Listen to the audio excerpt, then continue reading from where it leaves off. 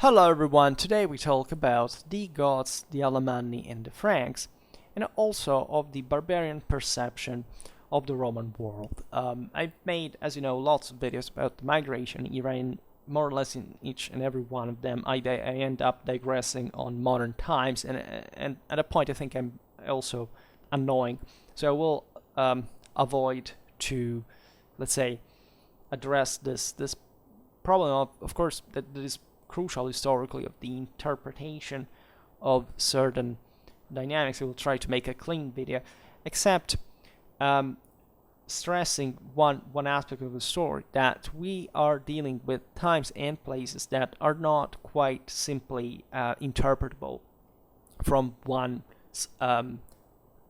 generic point of view, right? The migration era is a very fascinating time, but it shouldn't be cut out as a kind of a thing out of itself. It should be understood in a much broader context that fundamentally is a quite dramatic one, right? Mostly showing the degeneration of human condition, and that at every step should be addressed to as a tragedy, as it really was, right?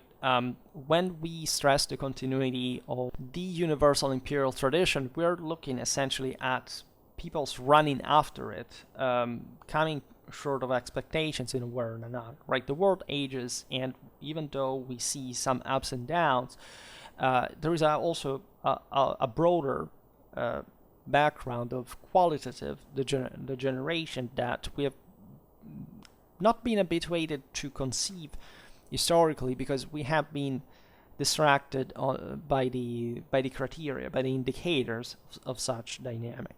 As you know, I also deal, a lot with the imperial ideology during the Middle Ages as well, and all these nuisances are somewhat highlighted here and there. I have a playlist on the Renovatio Imperii, for example, and one properly on the Romano-Germanic world. So, as I was saying before, I will not digress further on this. But I think it's important to stress, again, the overall, in fact, material collapse, what we know through our same physical knowledge. That is to say, once something is done, there is no way to revert it. We know it, right? Entropy prevents us from doing that. So we are essentially living in an ever more challenging world that, rather than being seen just as a series of syncopatic rhythm kind of contractions and collapses, we should also observe much more spiritually, much more morally, and properly within ourselves, and trying to realize whether we are honest, even in things just like interpreting history rather than anything else. The migration era was a very brutal moment, right? Was it, as we'll see it now, for several reasons that do have to do with the idea of a center threatened by the forces, the peripheral forces, and this struggle takes on mostly, yes, a meaning you can recognize between the Apollonian and Dionysian, and that's where most of our current kind of disorientation revolves around, because even though this is primarily an internal struggle, this is instead conceived as mostly a categorical one, or a quasi-statalistic, collectivistic one. That is to say, who were the Romans, who were the barbarians exactly. And sadly enough, even just because I think that there is a political side of the aisle that mostly consumes my videos improperly, because the other side doesn't care about history entirely, because it would prove just its own non-existence. And you understand that I'm respectively talking about ethno-nationalists and communists. My my scruple regarding these topics always brings me to make you very aware that it's not just you have been hijacked in your interpretation of history by someone or something, but you are most of the times the primary responsible for this sad turn of the events, right? And this is exactly what was happening at the time, right? The migration era is not a glorious moment for anyone, right? There was not a takeover just of one side or by the other, vice versa. What really this period, however, highlighted for them, and what came out as a synthesis, was what we witness also as an accomplishment, as an achievement, especially in the following centuries, right after this dreadful situation had been over. So it was a critical moment. It was a degenerative moment. It was a moment of deep evil, right? That at a point was surely influenced, was surely caused by a material stage that wouldn't help, but as always was the fruit of very strict individual responsibilities, both from the imperial and the barbarian side. And yes, as you know, I use the term barbarian proudly because, first of all, it's a much more universal concept that really every people, including the barbarians, own. And not in the relativistic sense that you would imagine, such as that everybody is a barbarian to the other, but something quite deeper that in a sense helped because they were aware of the correct meaning of the concept to restart from the same basis that we were saying before. The protagonists we discussed today are some of the most important, like the Goths, as also the various waves actually that arrived, that were somewhat the most heterogeneous element of all the Germanic peoples, and including a concrete amount of also effective Allogen element, and that, however, in that sense, had already reflected the capacity, say, of merging of different groups that could profit also in a sort of niche from the collapse of the giant, and that paradoxically were the ones that, and not so paradoxical if you understand the dynamics, that were the most civilized by the empire, and that had the easiest integration and some of the most successful accomplishments, at least as long as the Roman empire in the areas that they dwelled still existed as such, even just namely, but still. This is a very important aspect of the Goths.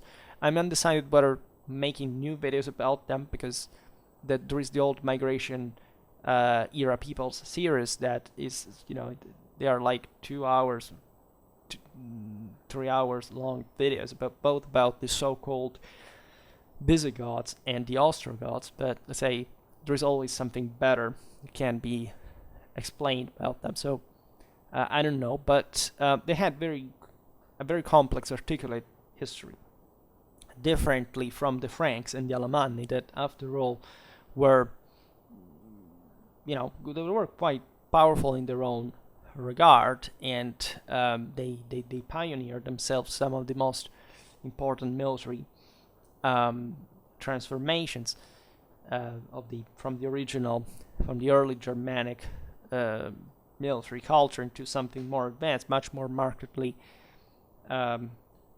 alike to the Romans. And we will talk about this perhaps better on another video, because we didn't really... Yes, I made a video about Frankish infantry, but also the Alemannic one would be really interesting. There's a video about the Battle of Strasbourg, and I should re-upload that too. But anyhow, So as you know, there's a wild and necessary debate regarding the origins, the ethnogenesis, especially of these peoples, because when we look at the Goths and think about Jordanus and even the map that we could draw, and has been attempted, in fact, in relation to where did the single Germanic groups originate, and the idea that they were essentially all a sort of Scandinavian filiation is a bit the myth of it all, right? The idea that each of these peoples had a toponym from which allegedly they should have originated geographically, and that this would have proven, in many ways, there is, there is some part of truth in that, right? There is always been, because it's not just a linguistic coincidence that the origins from Scandinavia be traced, and that some peoples, for example, once they were knocked out of the game in the big continental checkerboard, would come back. Their remnants, at least, would come back to Scandinavia, and that were deep connections among even the Romano-Germanic kingdoms, exactly on the base of this. At that point, we are from the 6th century, from which we have the first historical witness of, at least of the Romano-Germanic powers acknowledging a Germanic origin, also because that's where they began to write, but still in fact very different contexts from the original one. If anything, because they were writing in Latin, and after a great deal of civilizational catalyzation, true, and this is especially true for the Goths, through a dramatic Roman ethnographical work designed specifically, in the case of the Goths, to show ethnic origin to some broader mythology. This was also monarchic historiographies, very different ones from what you would have expected, actually, the same original Germanic peoples to have owned, right? In fact, the actually best connection that we have from Scandinavian filiation is the Longobard one, right? If anything, because that was the only people that maintained, first of all, a true popular myth, right? They didn't have a ruling dynasty, and also as a Romano-Germanic kingdom, they maintained basically the only functional and successful elective monarchy without trouble, and that we can historically trace, if not, we lack that last step, even in their case, to Scandinavia, at least. However, in that northern German context, out of a previous migration, was likely from Scandinavia, which is likely, again, for all of these Germanic groups, right? The point is, would did aggregate from the same Traditionskern, right? Consider that the same Wodanism is not came to Scandinavia from the continent, right? Just like the Indo-European migration had come, and that there was a much tougher myth-grinding metus hostilis, in fact, national compaction on the continent than in Scandinavia, where everything was much more, much less developed in the first place, and so whatever these originary groups had emerged from still mostly coalesced later and on the continent, and that's where the Goths especially are the most successful at. In their case, the migration from the Baltic to the Black Sea is also a thing, right? The Germans began to expand in the first centuries of the Volga era along the Vistula, the Dnieper. The Goths fundamentally substituted the Sarmatians in the hegemony. Today is mostly Ukraine, and launching from their Crimean kingdom also wild attacks against the Hellenic cities, right? Which is what the Sarmatians up to that point had mostly been doing. The Sarmatians ended up merging with the Goths, or better the other way around, we think, because that would be really interesting to determine, right? How do we even draw, like in a broader sense, the difference between the Germanic and the Iranian background in a concretely, like, in fact, ethnic sense, right? Broadly meant, but still, like, genetics is not very clear about that, because we don't have a true traceability of the whole groups and the dynamics. This is completely unknown, right? We are lucky if we find some genome to compare certain grades, but after lots of times and migrations, etc. So unless we have the historical evidence of peoples being, for example, in a certain place for a long time and essentially maintaining their own cultural features, this is, for example, the case of the Scythians, right?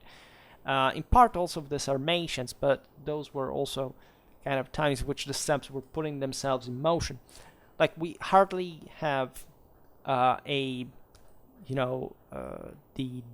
first of all, the whole picture, but we are invariably presented with some sort of deep blend. And this is especially true in the case of the Goths. For other peoples, we have it's easier, at least, because contrarily to what also the more kind of left-leaning side of the story wanted to tell you, the Germans didn't really travel more than much, right? There was not a major migration. The longer ones that also, to extend territorially, were the ones of the Goths, right? But if you pick, the Franks were more or less the same tribes that, had crushed the Roman legions at the Battle of Teutoburg Forest.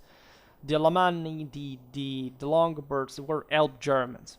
So they had been part of the Suebic Confederacy back in the day, and objectively they didn't move more than much, right? The Alamanni ended up in the south, well, in the Agri, the Cumatas. The Longobards rose up the Elbe valley, and at a certain point arrived in Moravia and Pannonia. From there, just also calling many other peoples, for some of which from the same Germany, Saxons, etc., but also same other Sarmatians, Slavs, Turks, Huns, etc. They moved in Italy. By the way, the last, but also the largest migration of the period, at least as far as the West is concerned. But there is a much greater proximity. There's a lot of proximity, for example, between the Longobards and, say, the Saxons. There is a lot of similarity between, Longobard or, Anglo-Saxon genetic background, right? In that sense, we know it because historical sources, after all, tell us more or less what probably happened, right? In terms of those conglomerations, as long as they appear in the historical radar, and we can just connect the dots, which is risky without evidence, but fundamentally we're talking about already kind of large relevant groups. We kind of have an idea of what happened, right? These migrations took centuries. They hardly happened like from a year to another, even when really the time was the shortest at some point. The movements could be dramatically speedy, right? And the reason why they weren't is because, of course, it was a very gradual move and change within also power relations within Central Europe that unfortunately were not extremely documented on it. We can partly reconstruct. And that point at still what was an average idea, that is to say, the ultimate end of these peoples was to be sedentary, right? They factually already were. Like the Germans mostly put themselves in motion again from the 2nd century, etc. But they were not kind of brutally semi-nomadic peoples, right? These are most ones kind of adopted more that kind of lifestyle. Sometimes we don't have to forget, of course, also of the injection that arrived from these, no doubt. But when we know this better as from a military point of view, even though we see individual warriors surely being skilled in, horse archery and all this stuff and looking pretty much, from the step. Like when you actually analyze, other, especially the historical accounts, and you evaluate how they fought, etc., you realize that also what they recomposed on the field was a pretty sedentary phase, right? There's been a phase historiographically in the last decades that now is being probably re-challenged a little bit, or at least it's been exhausted. But one is to stress again the multicultural side of the story just per se, right? Everything is mixed up because we don't know. Often really not, right? In the case of the Goths, you can't say that because objectively, these were groups that moved from a place to another, and we know that there was no population substitution, etc. So there was a heavy blend also for other groups of, that regrouped after political distractions, such as the one of the Crimean Kingdom because of the Hunnic invasions, other various disorderly migrations, but mostly the destabilization of certain given centers of power. It's the same end of the Slavic Confederacy, for example, that largely triggers the migration era in Central Europe, right? Aside from various pushes that were arriving from the steppes, but let's say it's always about the collapse of a major center. And very often we forget this crucial aspect of how, after all, close Europeans had always been to one another at that point. How there was not much of a broader distance, gap, enmity. There was a deep mental divide in many ways, but this was simply dictated by the even just the local possibilities, right? You want to remain a tribe if you can have better, right? And this is in fact the thing that happens to all the Germanic peoples that are sedentarized in the former lands of the empire, right? You have an adaptation to the level of the local level of development, and this thing is what their elites wanted and pursued, right, successfully, but also with an atrocious amount of losses in the process that had partly also helped exactly to catalyze the rise of those elites, right? There were brutal tensions within the same communities, and were the same ones that brought to the same movement, right, aside from the broader international clash. From the mid-2nd century, the Goths had started to combine for like 20 years avidity of loot and research of lands, and in directing coalitions of other barbarians south of the lower Danube up to the Aegean, right? This phase had been pretty nasty because the Danubian area would become, this is the 3rd century, the hottest frontier, right? The one that, in a sense, taught also the East to be more punched, to compact more, and to kind of also functionalize better the various provinces under imperial control, and also enlisting those barely Romanized elements such as the Illyrians, etc. We have explained it countless times that the empire was hardly homogeneous, in the sense that there was hardly any frontier, right? Nobody really conceived this big system like, just those were outside and those were inside, right? The divide existed exactly in that, even on that environmental scale that we're talking about, that definitely informed by a degree the mentality. But the idea still is that the empire fundamentally lorded on who was from the other side. And the degrees of Romanization, in fact, could be different. Sometimes they even didn't even have to do with the distance from the core lands of the empires. And so it was just, in fact, about the level of development of the elites. And this can be seen even far beyond Europe, in a sense. I mean, the same Romans knew much better, areas were much more distant, like even up to India, than say what happened in the Urals, right? Whereas, of course, in the Urals they knew the empire existed, and so we know it, if anything, because we find plenty of Roman artifacts there. But we see the Romans from their side hadn't gone there to make that work, right? So it just arrived, right? So you, in that specific sense, you can think of what could be the barbarian perception, right, of the Roman world. That surely was a much more amazed one than it's what's commonly believed, right? Mostly we have made of these peoples like some sort of paladins of freedom that had remained proudly and untamed, mentally, distant from any form of Romanity, of this bigger thing of the empire. In many ways, they still felt that they were backwards. They felt that they were even threatened by the empire, and that's what boosted also their resistance, and that was at point also a successful one, and also their counterattack. I mean, the idea that as soon as the empire displayed some signs of weakness, it was obvious that this force,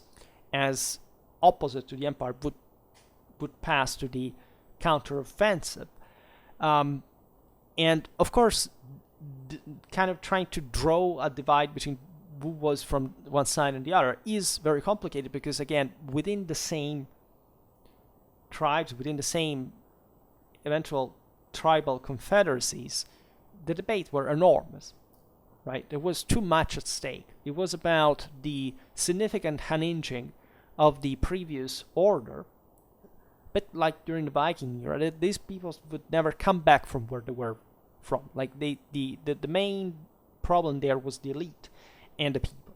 The idea that the elite could be also the more aggressive against the same empire, but that their success would have meant to a significant still attraction of the same ever more towards the empire, and that the people would have been gradually brought under by these elite. This was just wanted by the empire itself, right? The idea of absorbing the barbarians was and transforming them in Roman was the greatest honor and accomplishment, was the great, in fact, order of the world, right? Of civilization, of order, of authority, of discipline, of control. It is what, in parallel, the same Germanic elites were seeking to obtain over the rest of the people and the other tribes. And this would be actually the major civilizational common ground between the Romans and the Germans at the end of the day, that is the one that catalyzed the same Romano-Germanic identity, right? But it took a long time, because the forces that were being put in motion mainly out of desperation. Again, there is no proof that these were moments of particular welfare for everyone, right? If the empire was declining, the other peoples weren't faring any better. They were mostly pressured by one another. They were putting themselves in motion, but in this sense, destroying. A big deal what they really had. Like, they had been stable powers, would have just, thought of exploiting the thing from where they were. This massive mechanism of migration, and it speaks the language of emergency, right? Of dramatic needs, of lands, of some escape, right, from the current situation. And it was fueled, in fact, by groups that, in a way, were contributing to the fragmentation of the previous ones. In other words, there were new coalitions, new identities being formed, right? As you know, the confederacies had pretty genetic names. Think about the Alamanni, right? And this especially from these ethnonyms, you can spot how more or less stratified they were hierarchically, right? There is no absolutely no comparison between the Goths that had from a very early time, at least as soon as they, they also merged with the Sarmatians that, as general speaking, had a properly another step over lordship mentality, and also necessity, because if you want to have, a control in the steppe, you need large areas also to maintain the horses. You have really another idea of command compared to what say could be the Germans in Augustus times, right? Really, so something that would catalyze much faster the creation of powerful elites and actual kings, even though this still was a big word, and even Germanic kingship in many ways was successfully reached at a confederal level, just essentially by Roman mediation, right? And especially in the case of the Goths, when you read names like the Alamanni, well, you really know there that it's an international shout-out by tribes that still are dramatically jealous of their own autonomy. This naturally helps also happen among the East Germans as well, right? And it's just comparatively there was a big divide within the Germanic world as well. And simply even here, why? Because pick the Franks, the Alamanni, etc. These were less developed areas. I mean, the Bosphorian region, which was dramatically richer, just for its traffics, specific trading centers, they were closer to urbanism, right? The Romans had effectively urbanized great parts of Gaul and other, but the frontier areas with Germany had been more military than else, right? Also the same Danube was not particularly developed except in Moesia, right? That also, however, went destroyed, as you know, during these, in late antiquity, because of the proximity also to these more turbulent areas, where lots of wars were fought. Alternatively, right, tit for tat mostly.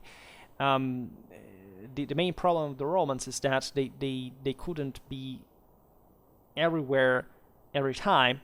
At the same time, the problem with the Germans is that they weren't so punching, let's say, individually to really make a massive strategic breakthrough. And the thing, incidentally, just happens in the moment of highest desperation, like Adrianople, right, where they were really pressured and exploited. And as you know, also the history of the Visigoths is one of reverence to the empire, right?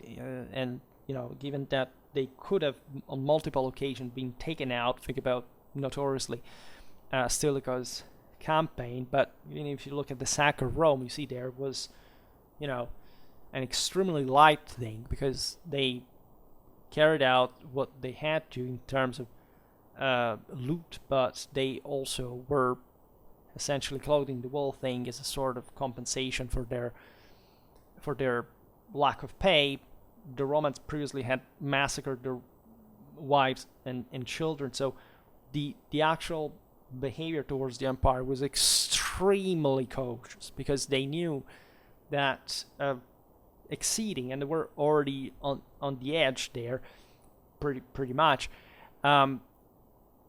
would have put them at the risk of annihilation. And that's why in the 60s, still of the 5th century, still the Visigoths were the ones that in front of Majorianus kind of rose the white flag. They said, look, don't take us out, redeploy us somewhere else, but we were perfectly subjugate. If the Vandals had not stood in the way, and specifically Gaiseric, then instead had a very, much tougher mentality, because it was Gaiseric. Any other Vandal king would have not resisted even to the massive Eastern Roman naval onslaught at that point.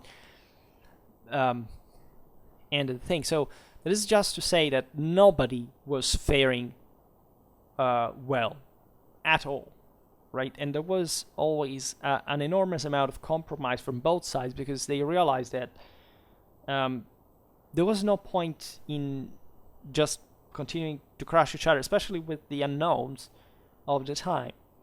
For example, equally, the Hunnic invasions compact at least those Romans and Germans that were from the same side of the Isle, whereas the same Germans had remained under the Huns, were importantly taking the opportunity, considered the Goths had been crushed by the Huns, but still were regarded highly by them, right? So we were talking about Hunnic identity at a point. We've seen that most of the Hunnic subjects, or at least the ones that could be mobilized more effectively, were Germanic, right? And so you have all this other side of the Isle, like the Longobards, the Gepids, the Ostrogoths, that these people were something else. They had been strongly Hunnicized by a certain degree, and you see it in their zootechnic capacities, in their armor, in their kind of, also in part, at least with differences in their political and military organization, right? Not dramatically different. Essentially, they're the same like the other Germans, but still with features that show, if anything, not much. It's just the outside influence, but the necessity to conform, especially at an elite level, to that kind of other, to that lordship, right? To be co-opted as elites by Attila and so on. Now, as you understand, we're touching very different aspects of the whole story, but let's say especially in the early times, the possibility of pressing on the Roman frontiers, of also entering. We were not dramatically documented of what the frontiers looked really like, especially in terms of who could enter in smaller numbers, but still individually, but still on the long run, also in a consistent way, right? We made that video about the Trans-Danubian Dacia. That is quite meaningful, because at a point the Romans considered Dacia just like an equivalent of a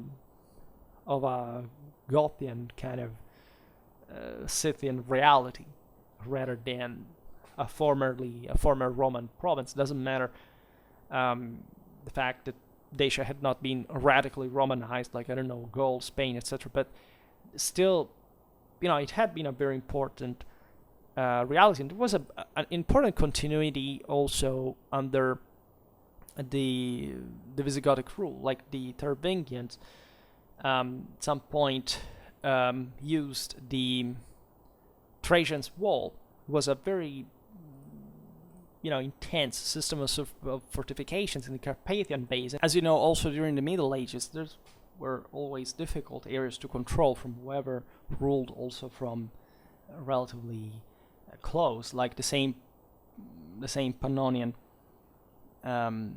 basin, like the same Attila could do. So naturally, we can trace certain specific waves, certain specific political groups, but at some point this information is scarce, right? For example, the aforementioned Crimean Goths, at a point their kingdom is crushed, we know that, by the Huns, but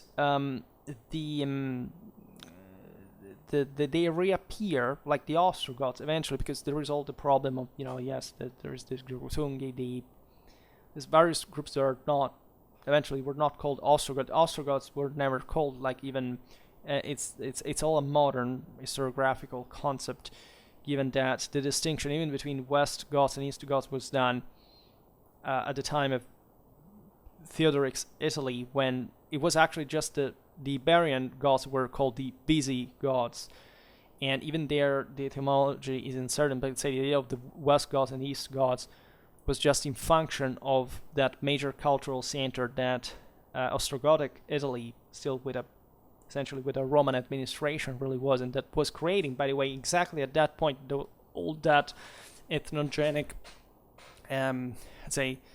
ethnogenetic mythology of the Goths, etc. So the Goths, not the Ostrogoths, were only the Italian ones, let's say, and the others were something else. So perspectives here, right, are important, because eventually we use these names, but we must be aware of how and why they were created. The Danubian area, as we've seen, was destined a bit to become a frontier, not just because of this pressure, but because it had always been technical. Just again, the main problem was with Moesia, that at some point was also evacuated because it was just next to the threat, and it could not be stable anymore. This is the same reason why the Romans at the end of the day had tried to occupy permanently also more forward areas, including Dacia, because there were these continuous raids. I mean, the Sarmatians through that corridor that between Dacia and Pannonia had always infiltrated. The same goes from the Black Sea area.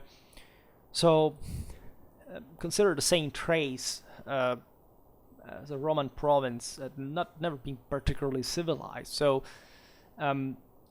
the kind of the Eastern European region was the one from which most of the agitation would come from, and eventually infiltrate mostly in the central one, because that was more permeable and fragmented, whereas the West had these problems of different degrees of Romanization, but it was not exposed to this kind of pressure from the East up to in fact, the end of the 4th century, right, the beginning of the 5th. But that is very relevant, right? If you look at the timeline, if you consider that, again, the Danubian frontier had been a mess since the 3rd century, you probably realize that there are two halves of Europe that had kind of a different story there. It would mostly correspond, in fact, to the Western, Eastern, or Roman Empire, and all the various also barbarian affiliates. In the meanwhile, the Western Germans had also began to create military leagues known as the Alamanni, that were Swabians in great part. That's why the area also they occupied roughly today is called Swabian, or as you know, also parts of Switzerland, etc. But I will have to make other videos on the Alamanni. There's a very old one that makes me get lots of subscriptions, but it sucks, and that this is how the mysteries of YouTube's algorithm, but still, I'm pretty utilitarian in this regard. And also the Franks, right? These were, the comparison between the Alamanni and the Franks is very instructive regarding what different dynamics such peoples could do, because the Alamanni were at different times, both these peoples were friends and enemies of the Romans, right? However, the Alamanni maintained more an anti-Roman bias, whereas the Franks a more pro-Roman bias. The reason being different, but still having to do with this very unstable game that the peoples were playing between the, in fact, the Roman directly controlled areas and the ones more exposed to this eastern waves and turmoils, right? These leagues had formed themselves mostly for in fact a defensive nature, but also an offensive one, right? If coalesced, they could resist better against the eastern pressures, but also testing the ground in the same Roman territory, right? And these peoples did make several incursions. Now, the Franks were facilitated, but that's why they were also partly friends with the Romans, by the fact that the northeastern Gallic frontier was more quickly depopulated, kind of the Romans had less capacity to control it on the long run because it simply was more north. Whereas the Alamanni remained, so the imperial authority kind of allowed the Franks to gradually settle there in areas like Cologne, etc. Like this was very gradual, right? And that's also what facilitated the task. Also because, again, these areas had been already populated by Celto-Germanic peoples. I mean, there was plenty of Germanic Romans that were true, proud, and extremely loyal Romans, and that knew perfectly well what was happening in these areas as well. The problem is that these were entire groups now, where we're not just, and the Romans didn't care about the ethnic divide from the within, and that's the same reason why these people had become Romans within the empire, whereas the other out had not. But they were ethnically pretty much the same, right? The Alamanni instead were more of a problem because they were closer to the Alps. They invaded Italy at a point. They tried to take over Gaul, and they were stopped at Strasbourg by Julianus, famously enough, and that's one of the most important chapters in late antique warfare, because the Alamanni had become very strong as a confederacy. They were very cohesive. These peoples had Romanized importantly in their armor. There was not much of a divide between the Roman and Germanic armies, not just because, in part, the Romans had adapted to the foreign threat and they had kind of organized their armies in moments of also shortage of resources, a different phase from before, and they had to rely mostly on their own resources, right? As they had essentially Romanized and gentrified great part of the same previous barbarians. Also because the Alamanni had properly increased as political cohesion, also their training capacity, their equipment capacity through loot and trade with the Romans. So the Roman military standards were always the top in battles like Strasbourg, but also the St. Julianus campaign in Persia, in spite of his precautions, that definitely showed the radical impact of and effectiveness of the Constantinian military reform, and this tactical masterpiece that the 4th century Roman legion had become, right? That by far the strongest that Rome ever fielded. And because the Alamanni, as most of this, especially Western Germans, concentrated all their force in the charge, in this dramatically brutal, impacting, and powerful infantry charges that were aimed at probably giving a massive punch to the same Roman infantry, and that withstood, right? They managed to withstand the impact. Also, thanks to the Celto-Germanic auxilia that fought for the empire on that occasion, and so those were massive blows and hits that also the Germanic peoples could absorb up to a certain point, right? The Romans had great demographic and economic difficulty, but the same again was true for these Germanic peoples, right? They had at best several, or a few actually, tens of thousands of warriors. Those can't be knocked out in a single battle, and it means the end of a people, right? There are some peoples that really suffered this, or that, by not disappearing, became kind of more easily subjugated, right? Pick the Burgundians that are bitten a bit by everybody, and in fact, at a point, they're just even properly deported entirely by the Romans. But these other ones were really also aggressive and resilient, right? The Alamanni, after all, spread, as you know, in the Agri Decumantes. They began to threaten mostly Gaul, right? Telling the truth.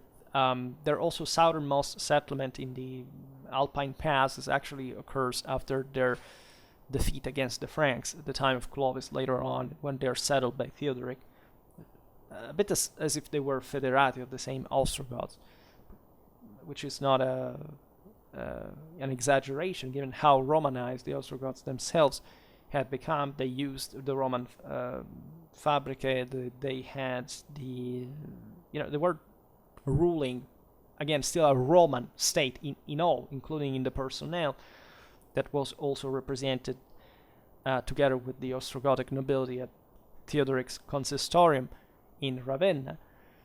So we're talking about also different divides that are very important between not just East and Western Europe, but also, especially at that time, between Northern and Southern Europe, right? Part of the reason why also the Goths succeeded, we can see in perspective, is that being more compact, more hierarchicized, more, let's say, having been more hierarchicized, more Romanized, could be settled by the same Romans in some of the, probably in the Mediterranean areas, right? This would occur actually against the Western will. As you know, the Goths were simply kicked away by Constantinople to the west, saying, no, that's your problem now. And objectively, they said they were to be settled in the long run in Spain and Italy, that were the the most advanced areas. At least also Gaul actually were rising to be the most important area, but Gaul was also importantly divided between a Roman south that was really advanced in a north that in that sense was importantly Romanized, of course, but also a bit closer, had received also that, as we were just saying before, a bit more of a Germanic influence and settlement. So for the Franks to be integrated gradually, but also successfully, at a point, or at least having the means of doing that successfully, because, as you know, also the Franks actually were all fragmented. Again, as we were saying before, these were, yes, confederacies, they called themselves like that, but in actual fact, as you know, before the rise of Clovis, there were several different petty kingdoms that didn't have a real unity. They were always quarreling against each other, etc. So much of their cohesion was retained, of course, by the possibility of successfully invading the empire. That was the point. That's how the Germans had mostly come to elect some single leaders at some point, because the idea is that we need one just to lead us at war, but then at home we all still rule ourselves separately, right? The Goths were already beyond this, and so they were much more easily acquaintable, let's say, with the administration also of more complex systems, like, again, the Italic state, the part also in Hispania, but there that was a bit different as well. The Visigoths had many ambiguities regarding the relation with this wide area that would mostly take a religious nature, like between Catholicism and Arianism, but it's not even the main discriminant, right? It's first of all this stretching between Aquitaine and the Iberian Peninsula that was not an immediately unitary thing, right? It was a huge area, but it still provided with some troubles, because, for example, the south of the Iberian Peninsula was very Roman, very autonomous, and presented problems. It was also the more advanced, the richest, and the Visigoths had more difficult to control that. Then the Franks were expanding and pressuring them. The Ostrogoths, in that sense, had an easier life, because at least Italy was, more compact, generally speaking, in terms of probably the areas where control extension, especially where most of the population was concentrated. The Ostrogoths, again, were good administrators, and even though after Theodoric's death there were always this problem ongoing, also with a religious phase, but still because of the evident fact that there was still a Gothic elite and a Roman elite coexisting at the same time in the same places, right? And so that is what triggered eventually the same Byzantine invasion, because the Roman senators especially hoped to get rid of this pressure in being reincorporated in the empire, and the thing would have even been successfully done if it wasn't successfully done with with the change of command, etc. But just for saying, and that's the country went destroyed in the process. That's the true moment in which Italy goes destroyed. Like all the previous troubles, invasions, whatever, hadn't fundamentally touched it. And this reveals also how complicated it was to have a direct, intact Germanic rule on the most Romanized areas, right? This is this by Romanized, I don't mean it ethnically. There, it was the political social system, right, of the empire, and how much competition there would be on it, right? Again, the same struggles between the Catholics and the Arians in Spain occurred because of that, not because of any true. It was a political thing, not even a religious divide or ethnic divide. At some pointed out, there were surely intersections, but there were much more pragmatic reasons, right? We're also talking about different types of countries. Every country was different, had different internal dynamics. But this is just also to explain that when you look at a map of the migration area, you say, "Oh, look, the empire here was a big red blob," and then after a couple of centuries, you see all this other kind of Romano-Germanic kingdoms, like say what in other colors, as if they were just it's done, right? What you have to make an effort of is realizing still how much of that divide existed internally, right? And because it characterized those kingdoms that assumed different characters, right? So even in previous times, even properly the Germanic takeover and the Roman collapse have to be read in the previous centuries capacity of the empire still to hold, not much in virtue of some abstract military control, etc., but also in fact of the political, how it always is, the decisive moral support of the population that was very strong even in areas where after the end of the West remained autonomous, especially the south of Gaul, also the south of Spain, right? In Italy, in part, you see that with the permanence of the same Byzantine control, as opposed to the areas where the Longobards instead ruled from. And it's really the death of late antiquity by the 7th century that makes everything contract, and the West properly taking another unitary character, also thanks to the papacy, thanks to this other universal power that would reform, thanks to that kind of properly Latin Germanic side of the aisle that also culturally was quite different from the Hellenistic East and also partly the Slavic one. So there is a massive set of divides that are worth appreciating. There were also, going back to the 3rd century, incursions for 30 years from the 50s to the 80s, encompassing a bit the entirety of the empire. As you know, these populations devastated every part of Gaul. Speaking of the Franks, the Alamanni, they penetrated deeply in Italy. They complicated themselves with actions of maritime piracy, right, carried out by the Saxons, the Frisi, and the Franks on the British, Gallic, and Iberian coasts, but also in the hinterland across the rivers. A bit like during the Viking era. You see, it's a bit the same dynamic, right? When you speak even of the activation of these forces, they are in response of the weakening of the empire, of the great power. And we often think mostly like there was an external offense that simply was triggered by, I don't know, somebody decided to invade the empire, people all of a sudden became strong or whatever. The situation was degenerating more or less for everyone. So this dynamic was seized by especially those, you see, you don't find much of this from the within of the empire, by the way.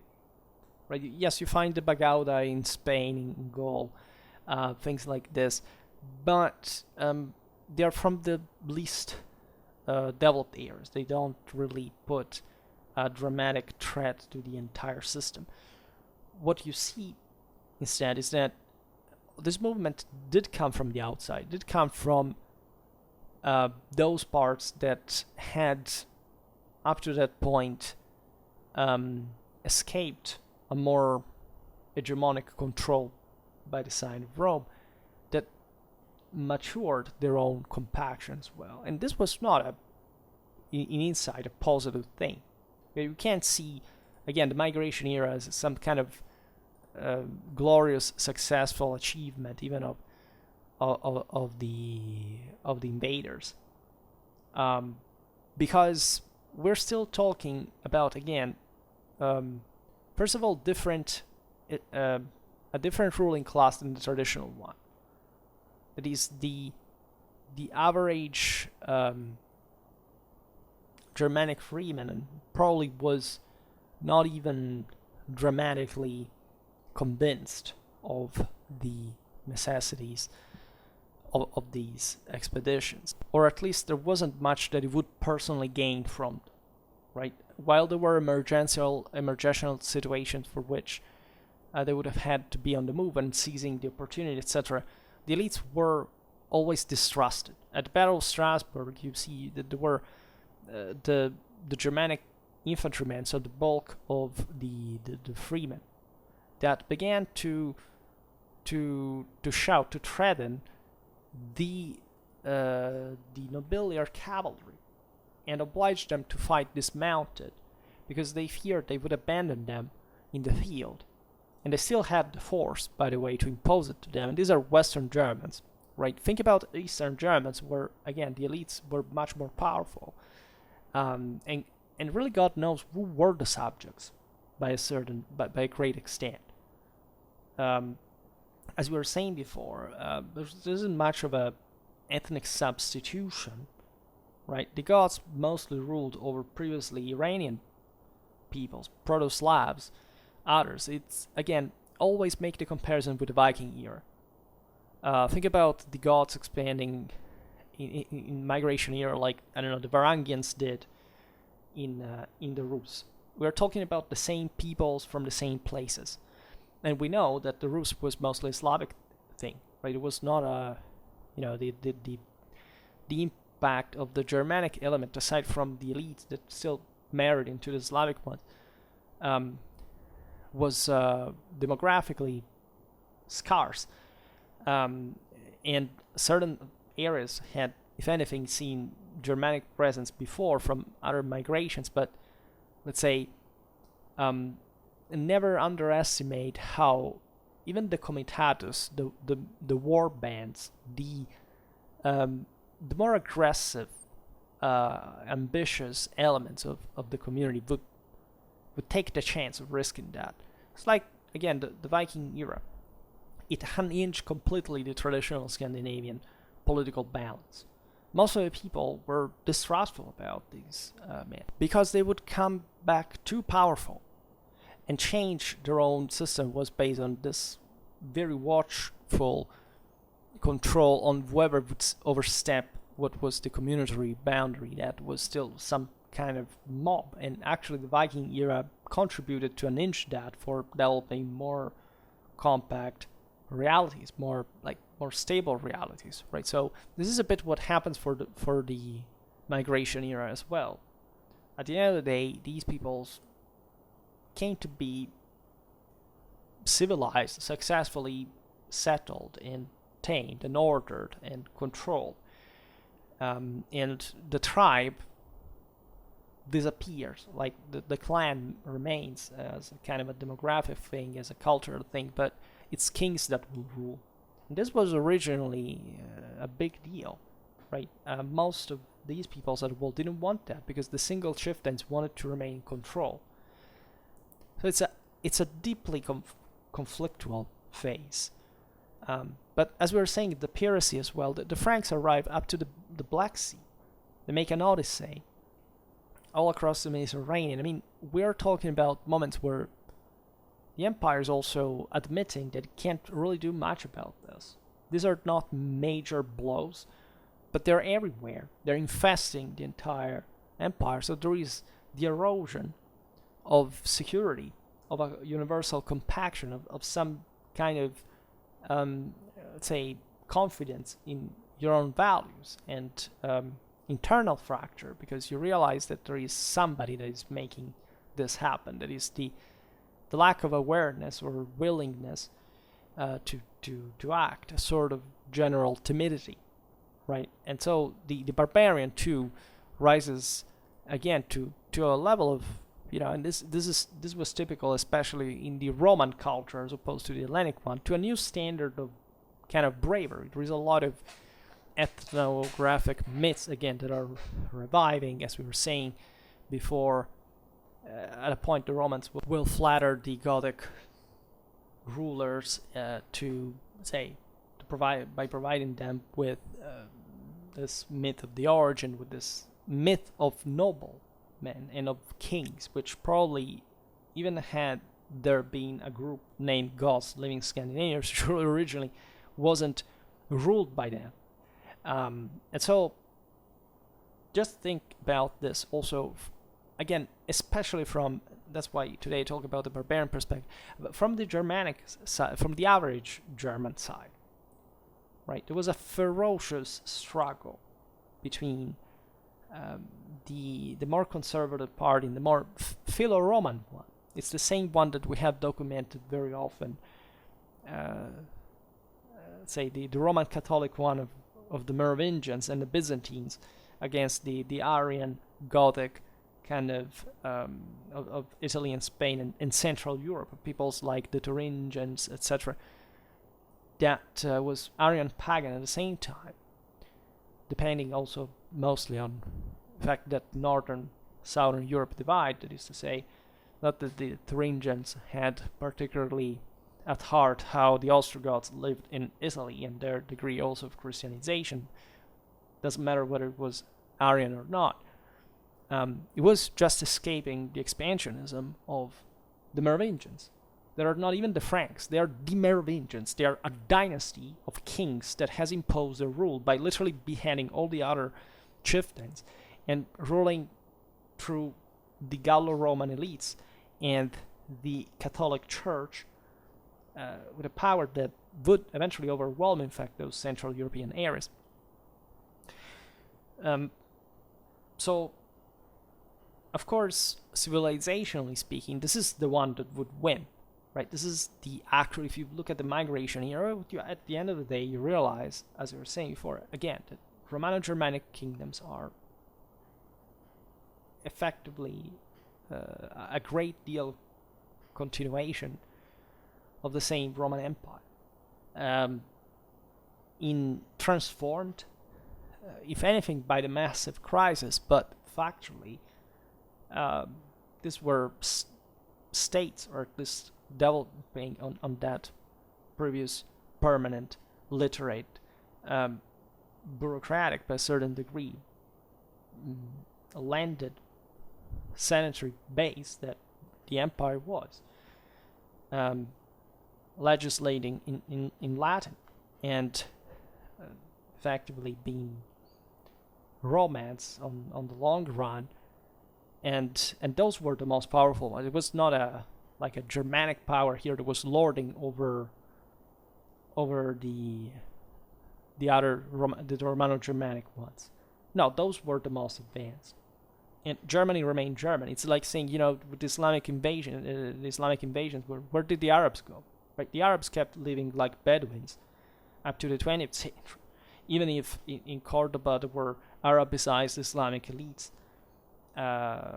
or saying in Damascus or in Baghdad, what does that mean? Of course, is that it was those regional realities and their people that had been the same ones that had accepted the change and made it happen in the first place, that were continuing with their own kind of civilizational capacity. So the same is true also in Europe. And that's why, ethno-nationalism mostly doesn't like this, because it is true that there is a dramatic bias in favor of kind of the Germanic side of the story. But if you actually look at it in a migration era perspective, there is hardly any, successful accomplishment that in relation to Romanity these peoples really did, right? If anything, they won because they got the benefits of Romanity. And, even though they surely injected an important set of fresher traditional values that in part you can agree the Romans had declined, and still Romans they were. And that's why I made that video. In fact, it was quite appreciated about how the Romans chose to be Germans, and how this shouldn't be misunderstood in terms of, again, many people just liking the idea of Romanity being crushed and destroyed and whatever. So there is a lot of racial hatred. These are properly racistic theories that emerged in Europe only in the mid-19th century, and that up to that point nobody had ever believed, if anything, because there was hardly, even during the Middle Ages or even the modern age, much of a Germanic preeminence in Europe regarding the actual main centers of power. So how much this affects us today is still incredible, right? And we should be a bit more honest about it. I know I still come from that Romano-Celtic Germanic background, so I don't have a problem in that sense. To me, it's wholly normal to conceive European unity in these terms, because if you start instead dividing and you start destroying, you start being a barbarian once again. And the Germans at the time were not barbarians in this way, right? They were something else. They were actually clever, and that's why their elites succeeded in that, and the destructionary element kind of ended, and why it could never done. When we see piracy, raids, etc., you don't find civilization. You find looters, and you can't sustain a civilization with loot, right? You need to change, to transform radically, which is the same thing, again, the Romans had done, by essentially Romanizing places like Gaul, like Spain, that were not even Italic in background, but still speak essentially a Romance language today. I can't stress this enough. So initially, how did this happen? How did the mechanism happen? Well, complexively, there was a pretty tumultuous background, as we've seen in the Barbaricum. And the people inhabiting it had, by the time of the 3rd century, kind of a neat perception of the possibility that at their movement and kind of impact capacities could be offered for the riches and the sedentary structures of the substantially Pacific populations of the empire that were coordinating each other also to halt such major attacks. So it's important to stress also this aspect, that the Romans were wielding the tools of a civilization. They had a state, they had a permanent army, they had sedentary populations, right? And they were all cooperating to maintain, in fact, a common defense, right? And it's when the coordination between these peoples that evaporates, because there was, after all, not much of a greater loss in compromising with the Germans than spending continuously for protecting themselves, that they accepted in part by still retaining, as we've just said, their share of control, actually. And this is the main divide. This would have been very different if there had been a major compact empire from the other side. So let's leave aside the fact, for example, that the Huns were nomadic, so they couldn't really settle in the empire. But in that regard, the empire was homogeneously against the Huns. There weren't really compromises with them. And the Huns lost anyway. They didn't have a shot, let's be honest. And nor their target was to destroy the empire. But let's say in the broader... maybe, in retaliation, if they had failed, if they had had the means, they would have probably taken everybody in the grave with them.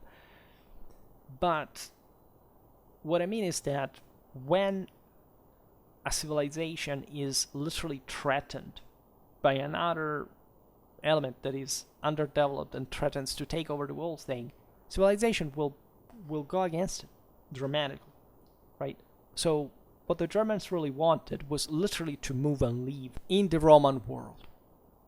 This is the point. You may think of them as the destroyers, and surely there was a fair amount of them that probably didn't understand even the advantages of Romanization, and you wouldn't understand it even, at the time of Charlemagne, and would resist to that, despite being eventually fully, in that sense, Romanized and Catholicized by the Franks in the Universal Empire that the same Saxons took as the name of Roman Empire. So this, I think, is a very important divide, because it doesn't create a fracture between Romanity and Germanity, but actually stresses the hybrid of it, right? So initially, again, this was a matter of the empire resisted and retaliated. I mean, the Romans really didn't let you pass things unpunished. The Romans carried out some of the most radically brutal retaliations you can imagine. Entire peoples exterminated, deported, and their countries destroyed. But what do you actually do with somebody that harasses you? It's the same thing the Carolingians did with the Saxons after centuries of invasions. That we say, poor Saxons, they were exterminated, eradicated. You only find even the leftists that, if this hadn't been hijacked by ethno-nationalism, the leftists say, everybody who kills somebody else, just for the fact of killing them, is Hitler. Well, it depends why they were doing that, right? If you're talking about an advanced civilization that conquers and successfully convinced the other people that to cooperate, and even after having used violence, you see there that they succeeded because they were superior.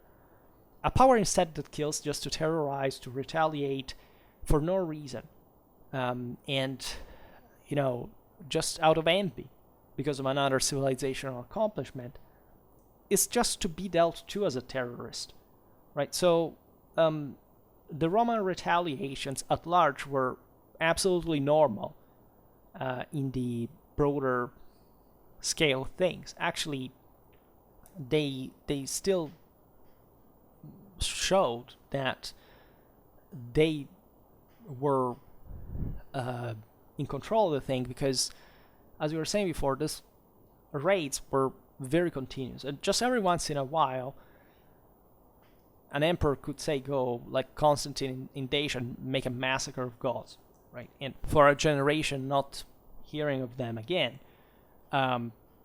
Whereas the Germans wanted really to move in, right? So even when they conquered these territories, they didn't carry out any it was not a retaliatory issue. They understood they had been the invaders and the conquerors, and they naturally thought highly of themselves. The Germans didn't absolutely think to be inferior to the Romans, and that mentality also made great part of the game, because it's more difficult to be burdened by something like an empire, also morally, than in responsibility, etc., than being just a tribesman whose life is also much cheaper, etc. So civilization is always kind of more fragile, right? Goliath is always more vulnerable than David in many ways. But at a certain point, if you want to become Goliath, too. At some point, you have to know how to have those powers, and this could not be done without Roman civilization. So the Germans exploited that even during their own raids. For example, they were facilitated by the great Roman road network, by the maritime and river, waterways that could bring them in the heart of such rich provinces. I mean, think especially the Black Sea, the Aegean Sea, the same Danube. I mean, what I was reflecting on and think about is that the first, like the main issues occurred, again, against the Balkans, against Greece. Those were the first areas of the empire to be ever looted and ravaged. The West, for a long time, was immune from this. Like, aside from those, kind of more, in fact, frontier-like areas where, in fact, the majority of legions was deployed originally.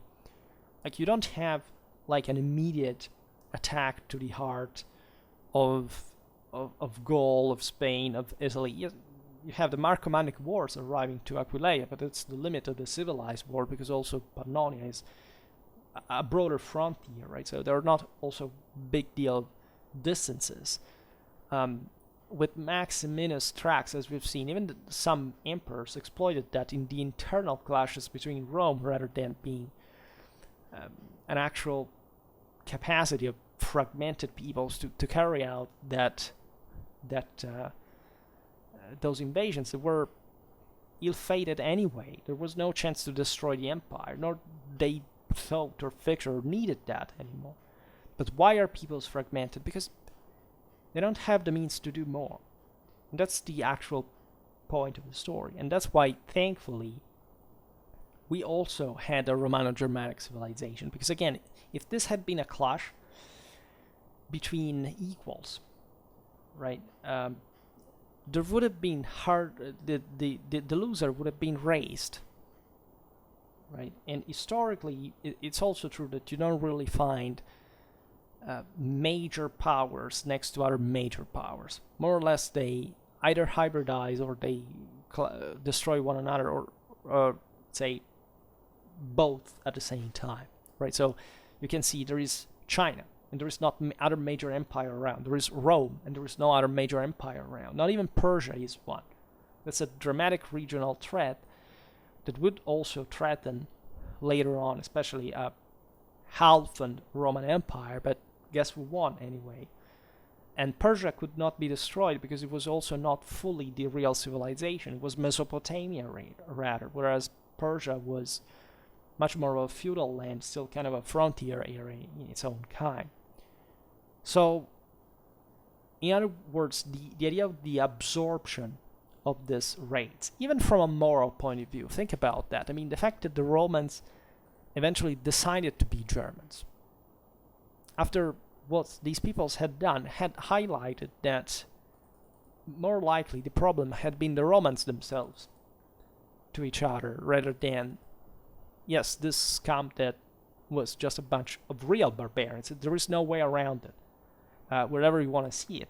But that would just follow, because, when you start self-sabotaging yourself, you can't even blame others so much for exploiting the situation, nor you are actually ever out of control, nor you are not aware of how vicious that self-sabotaging is, right? And that self-sabotage is not even self-sabotaging, but it's just the normality of an empire that is actually is ruling over different peoples. There is no such thing like the Romans, right? And again, most of the Roman areas, if we were to, not genetically strictly speaking, but ethnically speaking, in the idea of late antiquity, etc., are again the ones that preserve themselves the most as Roman, even after the end of the Western Roman Empire, that again remain the most advanced in Europe for a millennium. So one would question, but then haven't we dramatized so much this kind of ethnic clash and not looked at the broader mess that it was in general, right? And how chaos can take over when you don't have a strong leadership. Yeah, that's more like it, because still, again, for example, the Germanic elements, we have seen it many times, they had largely also been Romanized, they had been cooperating, they had been serving the empire. Even people who lived in places like, I don't know, Jutland, they went to fight in the Roman army as a living, and then they would retire coming back to Jutland. I mean, literally. So, again, the divide exists. There is a heavy clash, there is hatred, there is surely identity conflict, but at the same time, there is a broader civilizational intelligence that prevails. And that's what you would hope for. And if you consider the ensuing history of Europe, well, it was hardly something, destructive, or that there are other areas in the world where you literally have a major impact of a conquest, of a destruction, etc. And then you don't have really a future anymore, right? Certain parts of the empire witness this as well, especially, again, this constant wave of nomads from the steppes. Our problem, like Eastern Europe, suffered dramatically, right? Without that, at this point, like areas of Central Europe, Eastern Europe would have been historically also simply more advanced than they are, right? Even maybe not necessarily more than the West, but let's say they would have done better. There's a massive structural damage deriving from things like repeated raids, such fragile pre-industrial systems. It's terrifying, right? Especially, again, in areas where on average even colder, so less fertile, less inhabited, by the way, right? The divide, again, of the empire geographically is also a matter of resources, of environment, of climate. Why is there that at some point the Romans make cities, and from the other side that there's no such thing? It's not because of the Romans per se. Of course, we're inheriting the legacy of other military cultures and their civilization, etc. But it's about the sustainability at a local level as well. And the local level is the key to understand why also the empire kind of apparently dissolved, but such a great continuity occurred in spite of the deep crisis and contraction and whatever, which makes it ever the more extraordinary in perspective.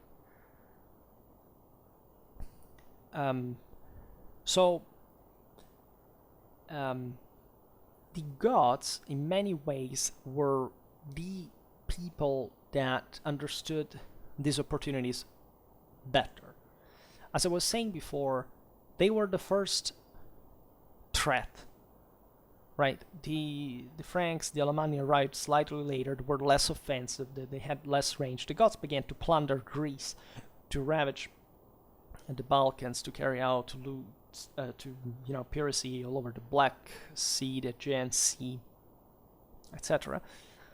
And part of this is naturally connected with the help of the nomadic experience that the Goths had received from the Sarmatians and other steppe peoples that, however, had, by this point, by centuries, if not millennia, depending what the divide that you want to see even in there between the Scythians and the Sarmatians in the superposition of the rules, etc., ethnically,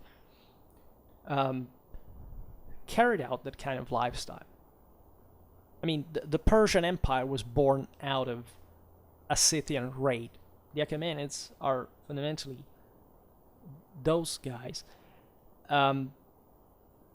This was going on since ever, right? This nomadic populations always had preferred the Eastern Mediterranean, the Middle East, because historically they were also the most advanced, the richest ones. The Eastern Roman Empire was richer, as you know, especially in financially speaking, in money, in cities, in trade. The West was a bit wilder, right? Civilization had arrived later. The same Romans, as you know, by some standard, had civilized very rapidly and, retaining great part of their same barbarian background, to speak from an Hellenic standpoint. So I presume this is also a key aspect. It is true that there is probably a Central European dimension. I mean, the Goths had also, this is true also for the Alamanni and the Franks and other peoples at large, but they had been waiting for centuries on the Rhine, on the upper Danube, right? They had been intensely in contact with the Celts, with the Romans. This other geographical aspect, the Romans eventually took over the Celtic world. Even geographically speaking, the Germans had remained cut out. I mean, if you look at even certain areas of Central Europe were deeply crippled by the Germanic conquests back in the centuries before Christ. The boy had a very advanced system. They had oppida, monetary circulation, they imported metals from Spain. I mean, we're really broader than that. The Marcomanni arrive, and greatly, it's a much more primitive, crude, brutal culture, because they were much more, they were kind of more primitive, they were more warlike, right? And those same agitations were happening in those centuries in relative terms. So actually the Celtic world had been successfully integrated by the Romans. There was hardly like some sort of Celtic resistance that was favoring the Germans in this process after half of a millennium of Roman rule and Romanization and civilization. That also the same Celtic substratum had surely helped building like all of these, right? Even the Germans, no doubt. I don't want to make a scale saying these are the worst. The same Germans along the Rhine had cooperated with the Romans, etc. So they knew each other, right? It's even difficult at a point, again, to speak of Germans and Celts, because yes, we talk about these various waves of different cultures, material, etc. But again, remember always that Celts and Germans is especially in the way we use it, it's just an invention, right? It defines something more, in a way more specific, that had been used also in a more general way, and for us especially to categorize and crystallize, but it wasn't that kind of thing, right? The same the same shades kind of that existed within these same worlds are meaningful, right? The Celts arrived to central Italy. The Gallic declension is identical to the second Roman one. So, who were the Celts? At a certain point, who were the Romans? Who were the Germans at a certain point? These are very complex questions to answer. So another crucial aspect is, of course, the deep. This is not just a frontier exchange. Like Germanic chieftains were raised in Rome. This was a habit that we find much prior to, the Gothic kings educated in Constantinople, etc. The Romans normally, again, the empire was, contrarily to all the modernistic and secularistic views, a big feudal system, right? Rome lorded over these various peoples, and these people took from Rome all they could.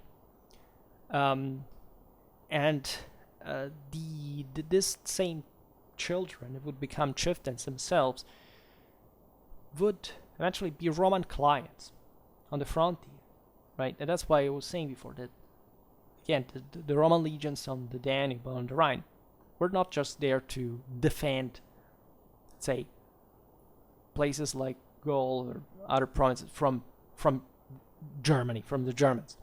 They were a deterrent force controlling both sides of the aisle, right? With difficulty, with resistance, whatever, but still, right? The system lasted for a very long time.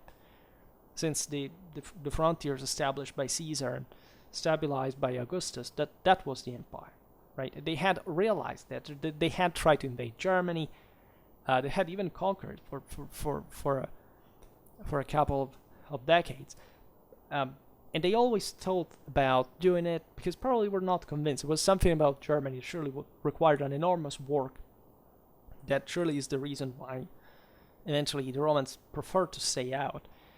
But still, there were advantages in controlling it. The same crisis in the 2nd century that triggered the whole thing, the Marcomannic Wars, was inducing the Romans to intervene again. Because again, these were also kind of closed places. Right? It is true that, again, civilization, it doesn't necessarily follow like a criterion of proximity. But humans learn fast. Right? So it's very fair to say that such historical clientele that the Romans had in Germany, especially in the western part, had enlightened the Franks and the Alamanni and their ancestors already on the reality of the empire. They knew much better than, say, the Proto-Slavs what the empire was, right? And of course, being closer to civilization by a certain degree helps a lot. The problem is how many resources do you have locally to achieve something. That the Romans had stopped there because they realized that there wasn't. And that's the same reason why these peoples had remained tribes from the other side and hardly could establish a state, but by invading instead the Roman directly controlled territory. These are deep issues. Because it was a huge effort. I mean, people died over this. They were massacred over this. They had true, concrete problems of handling themselves. And this exposed them. I mean, the Romans at some point didn't give a damn. As we were saying before, the Alamanni at some point called the Romans to arbitrate. The Romans arrive and massacre a bit everyone. Just for, seizing the opportunity of this. Were already in the phase where these peoples were becoming dangerous, and so we wouldn't let such an opportunity slip. So this thing goes on for a long time. I mean, if the crisis starts in the 2nd century, it's not before the 6th century that you have the end, at least in the west part of the empire, the full settlement of these peoples. We're talking about, and even essentially eliminating the previous movements that the Romans had successfully absorbed by a certain degree. Think about the Teutonic migrations, etc. We're talking about 400 years. Like, it's a huge deal, right? And especially considering that it's more or less like today we are habituated to much faster change because civilization is more complex and more unstable, and so, but also it's been growing faster. At that point, it was basically always the same ratio. Like, there was hardly any major change for our standards to say, okay, well, things were so different after all, before and after. Still, in relative terms, however, the change was radical. Not just because of the aforementioned substitution of essentially a Roman political and institutional culture with a Germanic one, but the effort that these people had made and how it had resonated, right? The Germanic organization of wide military leagues, of coalitions among heterogeneous peoples, of terrestrial expeditions and of fleets, according to approximate plans, of course, but still at a wide range of action. And it demonstrates that traditional distrust in Europe between the unstable and destabilized peoples also accentuated the old impulses to conflict and intended to generalize it. However, this was also a conflict that, by provoking distractions and enormous losses, this is the real point, both to the sedentaries and the same aggressors, it ended up to suggest orientations towards forms of, let's say, negotiation and also reciprocal exploitation. Think about the federati themselves, destined one day to, in fact, spring in a deep and perennial connection, which is that Romano-Germanic identity. If one doesn't understand the pain, the desperation, the misery, the sufferance, the blood, the massacres, the hatred, the tiredness, the horror of what happened, one cannot understand why these peoples decided something else in the end, and why European civilization went on the way it did on that unitary base of a Romano-Germanic identity. What is happening today is the opposite, right? Why did, surprise, surprise, universal tradition ends with the end of the Holy Roman Empire, secularization, communism, etc. In the 19th century in Europe starts social Darwinism, where the various ethnic groups are perceived as such start hating each other racially. Guess why? And guess why again ethno-nationalism points at this, right? There is a say a Latin Europe, a Germanic Europe, a Slavic Europe, even a Celtic Europe, and everybody is obsessed with emphasizing oneself as the special one, as if the others did not exist. What kind of European can you afford to be, even if any, in the first place, right? Don't you know that the entire European history is founded solely on the universal empire that every people in their scale of power believed in the same way, and that brought to that enormous accomplishment that Western civilization was? How did it happen according to you? I've met all the time on the internet this idea that, you know, the accomplishment of your own countries are your countries alone. Countries that maybe emerged in, 300 years ago, or no reference in this sense to the US, to which the majority of my audience derives from, but say I'm talking something more strictly European, or your country special, your country is the only one, is the most special, is the most unique, and all the others, who cares? How can you understand anything about your country's history, right? Of course, conflict creates hierarchization. Of course, conflict reawakens problems. A conflict can also shipwreck dramatically to a total destruction. Romans and Germans lived on side by side, and this thing can be extended naturally to other ethnicities. In Europe, the Slavic world surely was part of that as well, especially if you consider the broader Roman Catholic Church, but also the Byzantine Empire can be considered as, and also in the Orthodox world, that kind of successful synthesis, after all, between these different parts.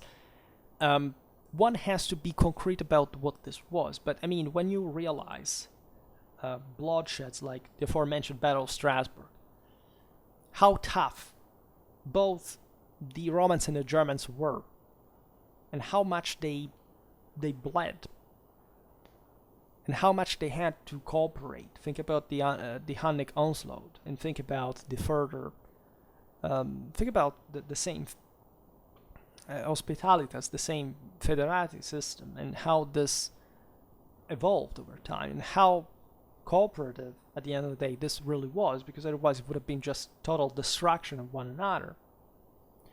You can't really deny that unity. You can't but see yourself as the most direct consequence of that achievement. Yourself, existentially,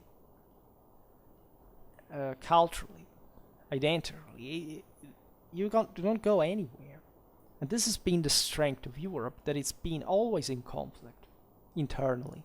by a certain degree, but at the same time has never denied itself as such. There's been a very specific universal glue that has always recognized us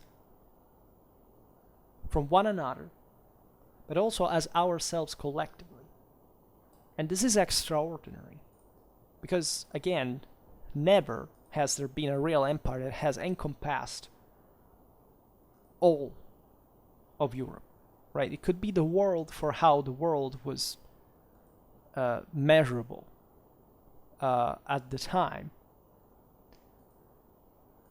This same universal view could have not existed if there had not been an ecumenic empire recognized as such, which the same other peoples wanted to be part of, to share that power. And the Roman one existed in its unique character exclusively because of this capacity. There was a redeeming one of the same conflict. For the same reason as we were saying before, the greatest successes of Romanization have happened even among the Celts, among the Germans, among peoples that had resisted in arms ferociously against the Romans. Perhaps even more those. Think about the Carolingians with the Saxons. It's the Ottonians that become the refounders of the Holy Roman Empire. How do you explain that, if not with the self-evident civilizational value deriving from that moral and that story? Many people disagree today for many reasons that I attribute mostly, in fact, to the dimming of the conscience in our hearts, in our souls. I mean, this is a thing that still goes on, and I presume, however, it's really self-evident when explained and when presented. And given that we live in a moment where a theoretical education is more fruitful for us than before, and we should invest dramatically exactly because of the lack of a satisfactory one up to this point, the concept should be spread again. It shouldn't be based on a sort of abstract functionality that just counts the material gain and saying, well, if it works, it works. If it doesn't work anymore, I bail out, and I don't even think why it is happening. Right? This is just a very small. This is, I will say this is a typical American idea.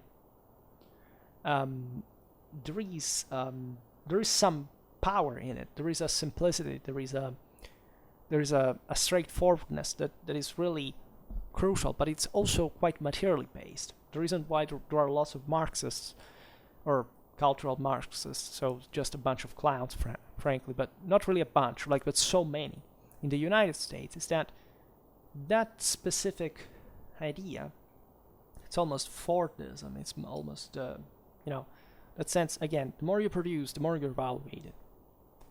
This is true when you produce a civilization, right? Not when you produce shoes, right? So also shoes are parts of civilization. We all are thankful towards Ford and his accomplishment. Let's say we cannot be mad at them. They pushed far, very powerfully. It was something there. It was a driving factor. But that driving factor is not dictated by the consequences. It's dictated by the cause. It's dictated by what principles those men were moved by. And we have just instead taken the mathematical, the material, the empty part, right? Spiritually speaking, and that's why the system collapses. So also history cannot be reduced to a bunch of, again, why people are so obsessed with, what did people live like every day? What did they eat? How did they clothe themselves? Oh my God. Do you want to reason just like, looking at a stinky hut and not seeing how the people who lived in it revolved around the entire universality of the world, which they were able to think through, going at war against the world empire. Well, you may want that, right? That's how just narrow-minded we have become. To completely lack any out. You see, an ethno-nationalist that radicalizes on that is the exact equivalent of a leftist crying for wanting safe space. It's just individual inferiority, whining because they don't want to be threatened in their stupid delusion, because they don't have any resistance. They don't have any cultural resistance. A person who believes like that does not know history, does not know any identity, any culture, any pride, and they never had. Because if you are confined to that, it means that you have never known anything bigger than it. Because as soon as you know it, your brain immediately expands to that dimension. Instead, that is the proof of a radical lack of education, of a radical lack of moral forces, right? And it speaks, if anything, of the failure of an identity, whichever is the one that they are parading, right? So they are actually destroying actual culture by existing, just not very differently like a communist does, that wants to destroy culture altogether. In fact, most right-wing extremists, or most conservatives, telling the truth, are just hinged on the communist bullshit in everything, in topics, in language, in direction, in anything. They're grabbed by the balls by them. And that proves how much there is nothing to be proud of today as a conservative, as an average conservative, so the real one, because it's, you cannot gnostically separate in a culture, let's say, half of the people, let's say, that are completely nuts and pretending that the other half is not, right? The truth is that you're both the same thing, and you exist in function of each other. And so this reciprocal relation is the same one that you should be seeing between the Romans and the Germans. Has nothing to do with left or right, or maybe in part, but not in a decipherably Roman or Germanic way, because we've seen that there were many divides within them. But because they were that hard and compact that when clashing with each other, not only they bled, but they managed to become one blood at the same time. And I think that, I don't want to quote the Bible or anything, the Gospels especially, but there is something there that should spark some kind of divine reverence, also considering what were the results of Europe after this phase. So in my opinion, this is one of the best takes that we can have on the topic, and surely we will be discussing it further at some point. For today, however, I just hope that you enjoyed this video. If you did, please share it. Otherwise, leave a like or subscribe to my channel if you're interested in my upcoming content. And for now, I thank you heartily for listening to me. I wish you a nice time and see you next time. Bye.